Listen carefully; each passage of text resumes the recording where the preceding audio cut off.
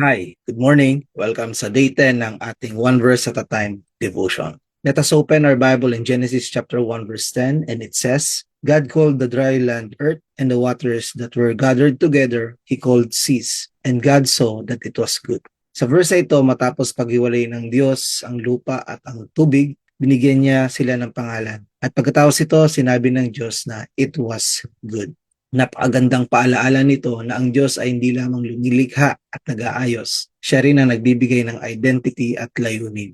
Bago pa magkaroon ng pangalan ang lupa at dagat, bahagi lamang sila ng isang hindi pa organisado mundo. Ngunit ang pangalanan sila ng Diyos, nagkaroon sila ng malinaw na pagkakakilanlan at lugar sa kanyang nilikha. Ganito rin ang ginagawa ng Diyos sa atin. Maraming tao ang hinahanap ang kanilang identity sa trabaho, achievements, relasyon, social media, or opinion ng tao. Ngunit ang tunay na identity ay nagsisimula kung paano tayo tinitingnan ng Diyos. Hindi kung paano tayo nilalagyan ng label ng mundo. Ang Earth ay hindi nagbigay ng pangalan niya. Ang Seas ay hindi pumili ng sarili niyang purpose. Ang kanilang pagkakakilanlan ay nanggaling sa kanilang Creator. Ganon din tayo, no? Mas mauunawaan natin kung sino tayo kapag lumalapit tayo sa Diyos kaysa kapag sinusubukan nating tukuyin ang sarili natin nang hiwalay sa Kanya. At pagkatapos pangalanan ng Diyos ang earth at seas, nakita niya ito at sinabi niya, it was good. Hindi sinabi ng Diyos na perfect na ang buong creation sa puntong ito. Hindi pa nga tapos ang araw ng paglikha. Ngunit nakita na niya yung kagandahan ng bahaging natapos niya. Minsan gusto natin maging finished product agad. Kapag may kahinaan tayo o may bahagi ng buhay na hindi pa buo,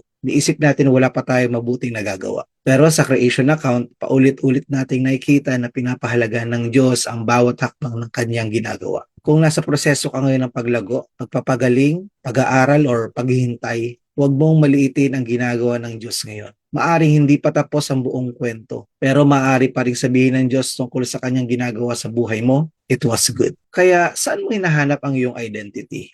Sa opinion ba ng tao o sa pananaw ng Diyos? Let's pray. Lord, salamat dahil ikaw ang aming creator at ikaw ang nagbibigay ng tunay naming pagkakakilanlan.